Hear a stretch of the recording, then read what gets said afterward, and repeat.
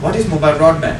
I mean, in putting in simple terms, layman's terms, a wireless internet access through a portable device is called mobile broadband. We have many devices which can access, and the next section of my presentation will take you through how mobile broadband came into picture and how technology has evolved over the past years. And we also thought that we need to educate the Sri Lankan consumer in terms of understanding how we should penetrate and how you should make use of internet. So we went into customized applications. Two such examples are the Etisalat Hub and the Set browser, which gives Sinhalese, and the Etisalat Hub has a Sinhalese and a Tamil version of it that you can pick your language that you like to.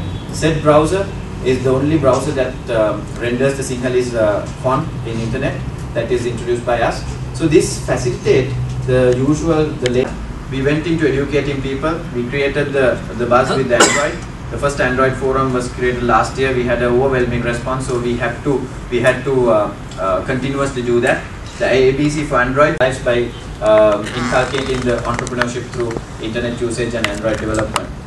We also brought down personalities from Google to educate the consumer about how you can use and giving a reason why you should use internet. The CEOs and the business community was addressed in terms of what can Android do to your business, and giving solutions, not only educating them, giving solutions what Android and the internet story can bring into the efficiencies that can add to your business. We didn't limit it to Colombo, we went to Gaul, we went into Akarepattu and Jaffna. It was an overwhelming response that the laymen, the normal community who brought into this forums, who learned a lot out of this. We are proud to say that we are the 63rd operator in the world to deploy dual carrier HSPA plus technology, and the first in South Asia to launch this. So taking that pride, what we did was using our capable network, the latest technology. We had the DC-HSPA plus. Our network is all IP backbone network which has the capacity. So my friends, I mean, theoretically what it does is it theoretically doubles your speed. This is an illustration that I'm showing you on some of the screenshots also, how even a lowest level of signals can double your speeds with this technology. Up to faster than the rest, and we can prove that we are 6 times faster than anyone else at any time.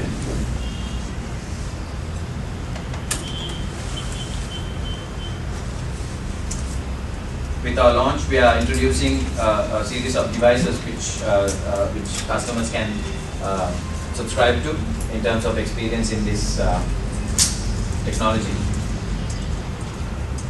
Also in the world, it's evolving in terms of handhelds as well, that the dual carrier supporting handhelds are being introduced, so that even the Sri Lankans can start experiencing the superior speeds. Here we go. Now, just as we plugged in the dual carrier dongle, the max speed it hit was 32.1. So this is, in a theoretical situation we can even show up to 42, but in a live practical situation, a usual situation where we all use networks, it has hit up to 32.6 right now. So you can see practically from HSPA plus to DC-HSPA plus, the speeds have actually doubled in a practical scenario. Everybody who has a mobile smart device, like let's say a tablet or something like that, or even a smartphone, has internet. So now the whole population of people who have access to internet has increased.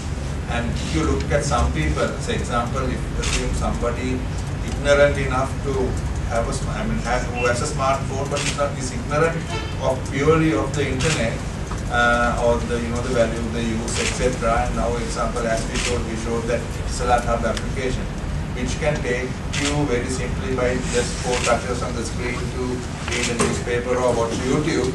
Unknowing to him is an internet user, because he's reading the newspaper on the internet, or he's watching YouTube, he's watching Victor Ratnayaka's song on the on YouTube, which is he's an internet user. So there are people who will, if you ask in a research, are you an internet user? No, I don't know anything about it. But actually he's using the internet, right? And this is what the mobile devices have done. Major revolution, and this is why when we launched internet, we decided to go strongly with mobile devices. If you remember, when we launched with this Huawei tablet for 25,000, right? Because we wanted to create that space. If we wait for people, I mean, we decided one thing: we are not going to wait for the penetration to happen, we are going to make it happen. And then we decided there's two ways to do that. One is the penetration that is through computers, right, and internet in homes using dongles, etc. And the other one is the mobile devices. So we took both for computers and for home internet penetration. We look what's the best way to tell a family who thinks that we don't need internet, to say we need internet. We said education. This is why we came with Web Pathshala. And on top of it, we brought Net Nanny so that any parent, we did a research, we found parents were dead scared because all they read was the bad side of internet. How many bad sites were blocked? You know, there was about a year and a half ago, you all published how many bad sites were blocked, right? Because the police was, going to the courts and speed is an interesting concept in internet. If you go to YouTube and watch a movie on low resolution, the YouTube will only give you a maximum of 150K. If you watch a movie on HD, YouTube will give you maximum of 1.5 Mbps. That's controlled by YouTube, right? So even if you have a 10 Mbps dongle, you're not going to get faster speeds, right?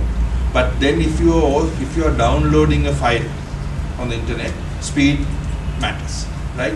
Or something that again that we are introducing now, and we are breaking again with the dual carrier launch, is Wi-Fi devices. For example, now I have a Wi-Fi device at home. Sadly, I don't have a sample to show because the stocks have not yet arrived. It's coming tonight, I think. It's the size of this phone. It's a Wi-Fi router which works on 3G, suppose dual carrier, right? And it's like on a battery. You can take it around, or you can put it on a charger and work it. And it allows up to 5 people to use the device. So now, if it's dual carrier, it's giving you say average 15 Mbps. Right? That can be shared by 5 people without feeling anything slowing down. Right? So suddenly we are changing. We are saying for a household, don't buy 5 dongles. 1 dongle is enough to drive. Or, say example, you may say I have an iPad that doesn't support dual carrier. You can't fix a dongle on it. But you can keep this little Wi-Fi device in your pocket. Right? It also is far more sensitive. And this works far better than the radio which is inside the iPad. You connect to it on Wi-Fi and you have a far better service. Our objective is to give value for money. Dual carrier is not going to be at the same cost as a single carrier. There will be higher subscription because somebody who wants to use dual carrier would be willing to pay because he is going to get better speeds.